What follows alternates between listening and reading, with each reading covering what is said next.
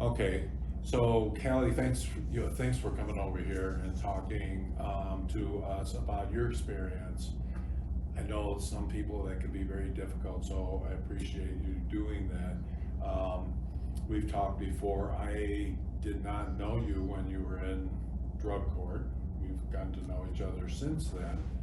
But when you were in drug court, which class were you in? I was in the class of 2015, the best class ever. I told her to say that. So, unfortunately, you can't be there on the ninth. I know you really wanted to do that, and so to do this, I think is going to be great to give the class a little bit of insight. So they've already played this drug court game. They've got kind of an idea of the profile of people that may be going through, the program. A little bit about how the program works from the game, and hopefully maybe even some empathy as far as, wow, this is this is not easy. This is hard for somebody to go through this, but probably not the full impact that you did going through that. So let's start. Let me start by just asking you, why drug court? Why did you do drug court? Um, so one thing that drug court taught me is I have to be very honest. I was on probation in 4 counties, and I didn't think I had a problem. I woke up getting high, I went to bed getting high, and then when I woke up, it was just like a repeat. But I really didn't think I had a problem. I thought what I was doing on a daily basis was completely normal, and if you thought I had a problem, there was something wrong with you. So that being said, being on probation, I never went to probation because obviously I would fail my drug test.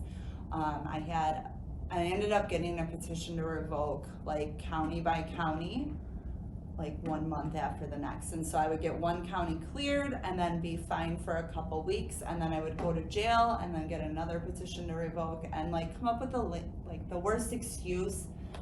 Like, I moved, I didn't get the whatever in the mail, and for whatever reason they would believe me and drop this petition to revoke. And then eventually McHenry County knew me the best.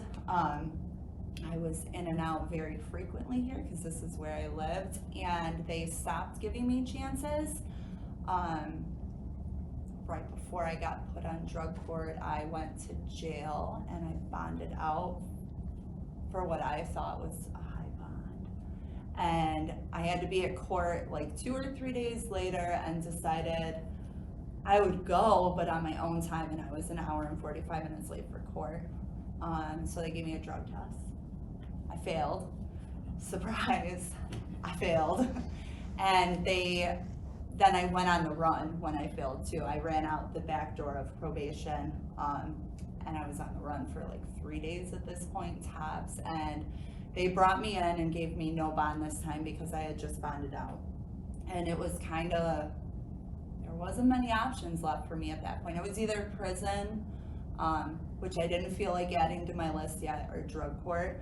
At this point, I didn't want to get sober, so I wanted to get high, so I picked drug court because I knew I would get out, and my thought at the time was I could relapse. But I didn't really consider it a relapse because even though I had some time sober from sitting in jail, I didn't do anything to work on myself, So my plan was just to get out and get high. And there was a lot of events that happened, like that first day I got out, where I didn't get high for whatever reason. My cell phone, which was paid in advance for several months, was off. My house, everything was empty.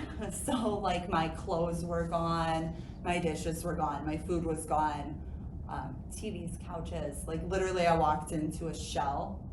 And it was like I couldn't call anyone to get what I needed to get high. I couldn't sit comfortably in my house because there was no furniture. And I remember when I first got out, I met with Nick. He was my probation officer, and he told me, like, the rules of drug court. You have to go to 2 or 3 meetings a week. And at that point, I had never been to a meeting because it wasn't for me. And I'm like, I don't think I can do that. You know, let's just start with 1 meeting a week and go from there. And there was a bunch of stuff that led up to this. And he's like, you know what, just get out of my office, we're done. And it seemed really harsh at the time, and me and Nick butted heads a lot, but it was really what I needed. So I went home to this situation where everything's gone, and he had given me a meeting packet, and I like looked, and it was coincidental. There was a meeting within walking distance, because I didn't drive at the time, in 10 minutes, you know, so I went to my first meeting, and there was like just this little, not even a light bulb, like a glimmer of like, maybe there is a different way to live than how I've been living. But it didn't fully like light up for a long time. Yeah, but I fought it for like 3 months.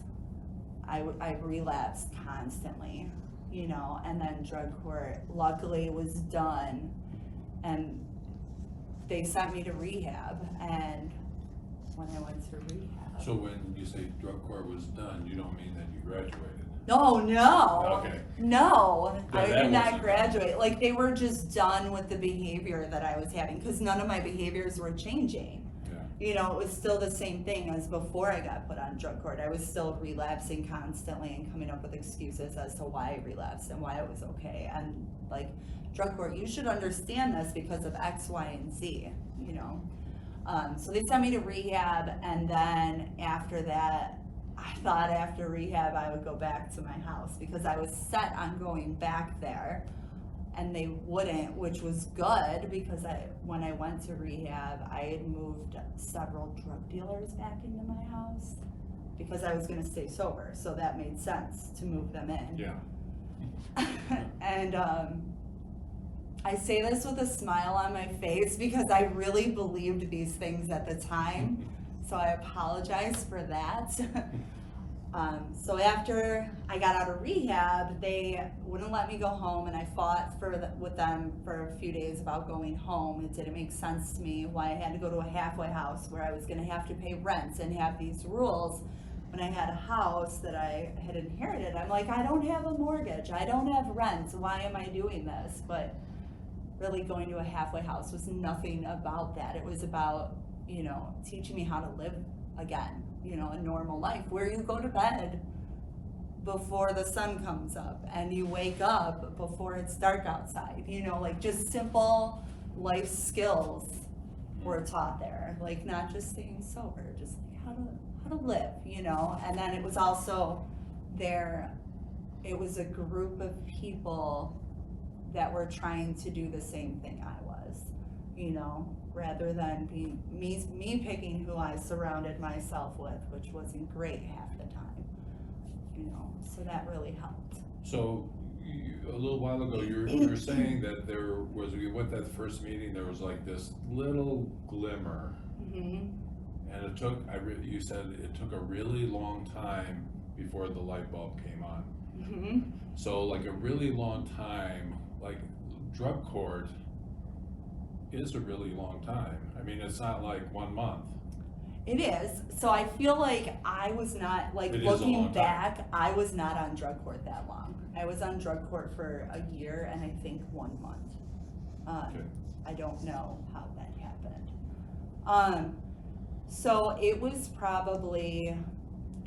several months after I got out of rehab. So it was probably 6 to 9 months before I finally like fully committed. Not even committed, because it just became a different life. Like, I was happier sober than I was when I was getting high. You know, like there was just something that switched, and it became okay to live. Even though bad things still happened, like I still didn't have custody of my daughter, I still didn't have a driver's license, all these things still existed, and like bad things, not as bad as when I was getting high, but bad things still happen. Like, I learned how to live through them and not have this gut reaction to go get my crack pipe or my needle filled with heroin, you know? So during that time you're in drug court and we played the game, and I explained that there were opportunities and setbacks. Yeah. Is that true? And for you, that there were opportunities, good things, and Yeah, so even in the beginning when I was doing bad, the big thing for me, I might cry. I felt like I never made my parents proud. And, sorry, it's okay. they both passed away since too. And that's So important. I felt like I never made them proud, and the one thing in drug court was like, no matter how small it was, I felt like it was acknowledged, like, you made it like 3 days sober, good job, which, you know, I feel like people who've never been addicted to drugs or alcohol, it's like, well, that's not that big a deal. But when all you know is to, like, oh, I stubbed my toe, let me go get high. When that's all you know is every little thing or nothing that happens is to get high. Those 3 days are huge, or that week, or, you know, you made it to court on time. For me, that was a big one. It always got acknowledged. And then for the setbacks in the beginning, a lot of the times they caught me. Like, and I tried to manipulate my way out of it, and I tried to come up with excuses and rationalization and justification as to why everything was okay, or the reason why I did this, it was great, you know? So in the beginning, the first like 3 months for sure, before rehab, that happened all the time. But I would still have, you know, what I did right acknowledged at the same time as having this setback, you know? After that, I had court fines, and part of drug court is paying off your court fines, right? Well, I didn't work for like 6 or 7 years. It was a long time, and I didn't want the little bit of money that I was getting to go towards court fines, so I contacted my ex, who the judge had entered a no contact order because I got high with him and he was very abusive. There were several reasons. I contacted him even though that no contact order was there. He paid off my court fines. I told Nick, my friend, paid them off. Nothing was said. A month or 2 went by, and there was a conscience I had developed, and I felt guilty. And so I went to Nick one day and I'm like, Nick, we need to talk about something. And I told them, and there was a consequence, but it was nothing compared to what I thought it would be. I thought I'd be put in jail. I thought my fines would be doubled. Like, I'd be yelled at, you know, and all it was, okay, well, now you have to make it right. So I feel like, no, that was something else. I was going to say, I felt like he let me like choose what happened, but I don't think he was. I think I had to do even more community service, because I had 4 counties of community service to do, so then we had to add a couple more 100 hours into that. But in reality, like, for breaking a no contact order, having someone else pay off my fines, like, in my opinion, that wasn't that bad. And what that gave me, like that scenario, even still to this day, I tell it myself, you know, and it's that not everything that I do now is like, I know I'm doing it wrong, let me tell myself. But there's things that happen where it's like, oh, I need to come clean about this, you know? So because you're talking about the manipulation, in the very beginning, I mean, you tell stories and think that they're gonna believe this. Yes. You tell. Everyone will. Right? No. But you're not being honest. Yeah. And, Yeah. and so you're changing, your thinking changed. Yeah. Yeah. So then you graduate from drug court,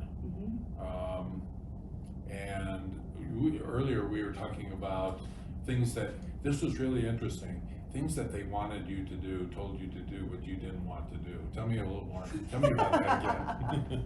So, as I'm sure you guys have heard, drug court has a lot of requirements, and a majority of them you have to do. Like, there is just not an option, and there is a very small few that you have that option to say no.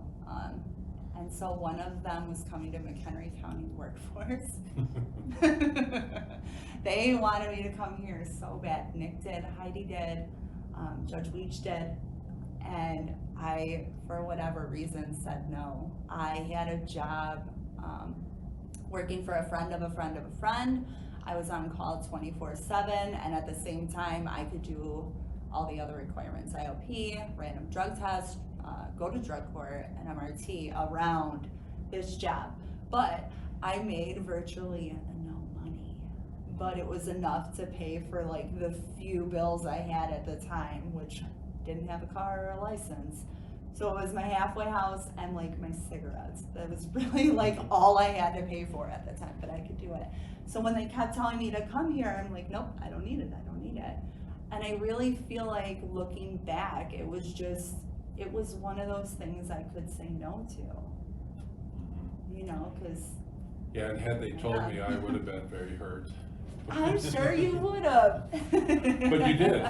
But you did. Yeah. We've got to know. So how did that go? Yeah, let's jump forward. Like, where are you now? We're looking back, and where are you now? How did you get where you are now? And one of the first things we talked about was you love your job. I love my job. Yeah. I did not used to love my job. So I did get a job after I graduated drug court. Real quick, I started at through a temp agency, making minimum wage, 40-hour weeks. I just worked on an assembly line. It was not great, but it was a paycheck. After that, I worked there for a couple months just till I found something else, slightly better paying job in McHenry. They closed and relocated to Mexico while I was pregnant. And so with my second child, because of that, I qualified for the trade program. And so I was able to go back to school as long as I was a full-time student, had a certain GPA, had an attendance form signed. There may have been more that I've forgotten about. Probably. I think I had to have a certain GPA. But the tuition and books were paid for. That's Yes. what made it possible. Yes, and I decided to do that. So that was how I came to McHenry County Workforce, was through that program. It did not sound horrible at the time compared to drug court. Like, even with a newborn and a 12-month-old, I felt like I could do that, you know. So for a year and a half, I went to school full-time. I ended up working at a cafe part-time because I just needed something more in my life at that point, besides school and babies. So I worked at a cafe, and then I graduated with a 3.8 GPA. And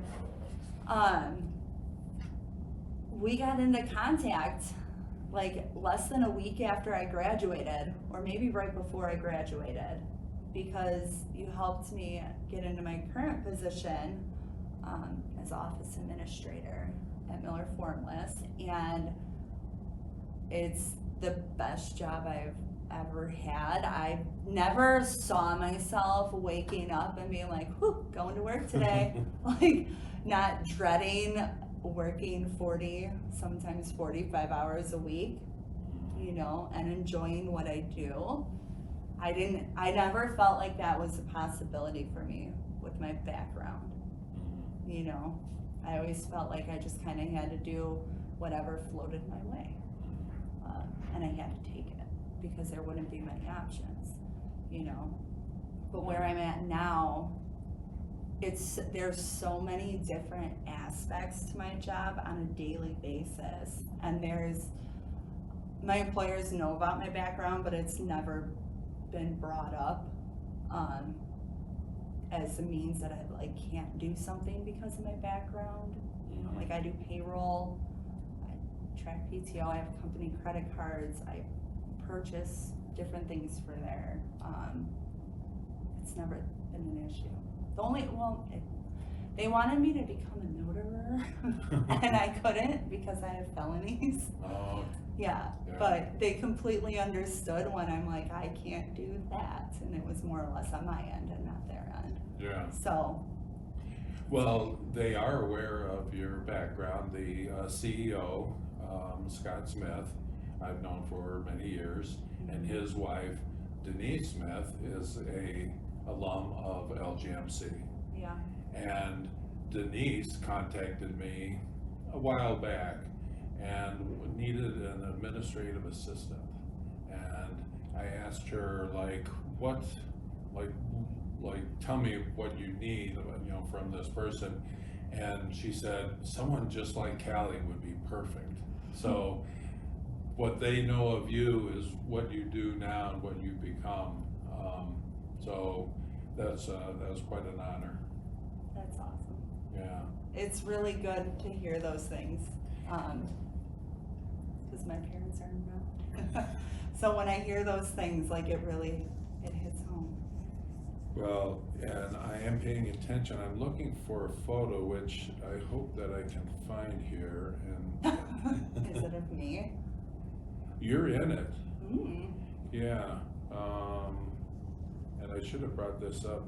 So, Cali, LGMC, I told you that the class is here today. There's somebody else, just Jason.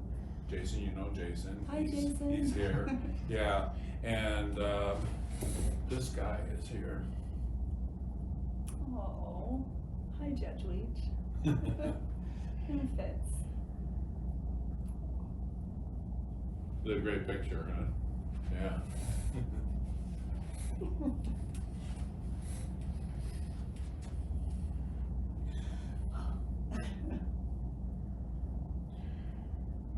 So, thank you for doing this. I know it's emotional, and I know it's hard. You have been an example to other people and that go through this, and your story is very similar to, I don't wanna do it, I can't do it, look where you are now, Yeah, so. it was definitely one of the best things that I could have done. Like, I don't know that I would be where I'm at if it wasn't for drug court. You know, I graduated in 2015, but I still keep in contact with a lot of the staff. Yeah. You know, yeah.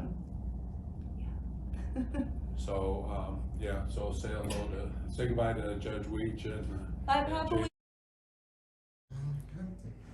So, Kelly, we're at the Miller Formless now. Yes, Yeah, this is where you work. it is. Yeah. So, we talked a little bit about your life experiences, but well, I want to talk a little bit now about how did you get into this career, this job, and the position you're in now. You started by, I think, you start by making a decision to go to school.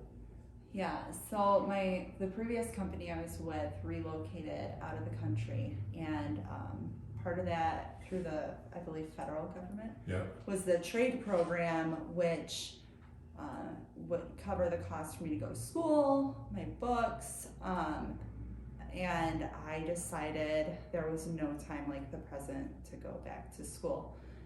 And that was when I had to go through the process with Lori, I believe her name was, and kind of like narrow down what I wanted to do and decide before starting school what I wanted to go into. So at first I thought I wanted to become an accountant. And then I did some testing, and that helped me determine that numbers are not my strong suit, and that wasn't the path for me, which was nice to know before fully jumping in to school, to know that like this might not be the best decision for you. So from there, I looked into a few other things and finally settled on office management. It seemed to be like the most broad, and then the different things that Lori had me looking at, it had a lot of room for growth as well, which was important when I made that decision. So I took, classes in Excel and Word and, drafting memos, like a lot of the office management things that I would need to learn how to do. And that helped me immensely with where I'm at now. Okay. And what I love is that when I do come across something that either, I did in school but didn't do a lot of, so it didn't really stick, I can still reach out to my professors, and they don't give me the answers, but they help, jog that memory, which is good for me, to bring that back up.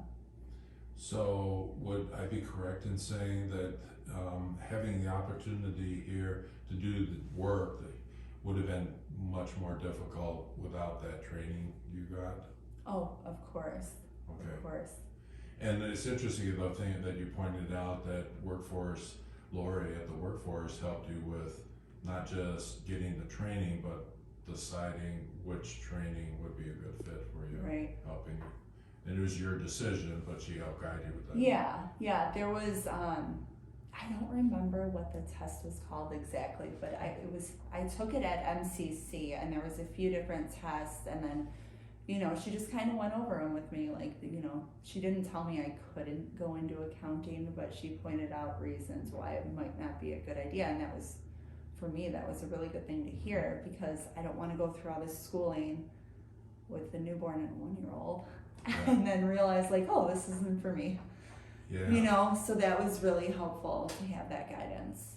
Or just struggle with finding a job after all that time invested in school. Right. So but you did, after the school, you did find an opportunity.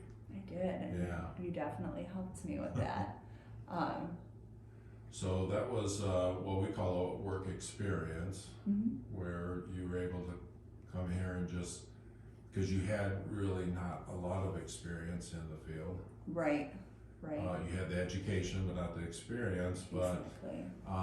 there was an opportunity here at Miller Formas for you just to get some experience on behind you. Yes. Yeah. And how did that go? So at first I was really nervous because I had no experience, but it was nice to have that opportunity to gain the experience hands-on, and then see if this is even a company that I want to work for. And through that process I was able to see that it was. I love working here. I've grown a lot, what I was originally hired for, I do that, but I've also added in other companies within the entity that I also help with. I've dabbled in marketing, I've,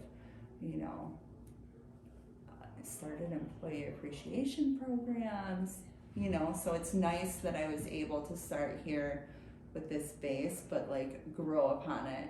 Mm-hmm. As well, and they're really supportive of me doing that. Mm-hmm. So you had this work experience, was kind of a try it out type of thing. They had an opportunity to try you out, but that only lasted 2 weeks, and then they decided they wanted to keep you. Yes.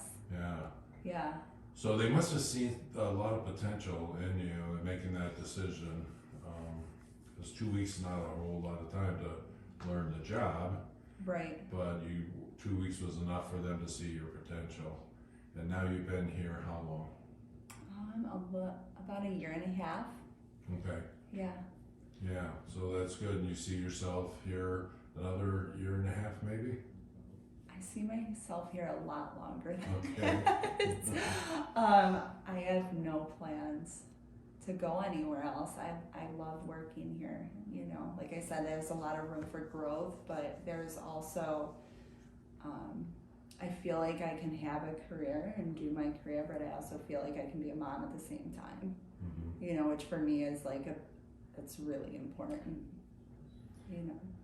So it turned out we had a good match between matching the company and the talent and the job and the opportunities.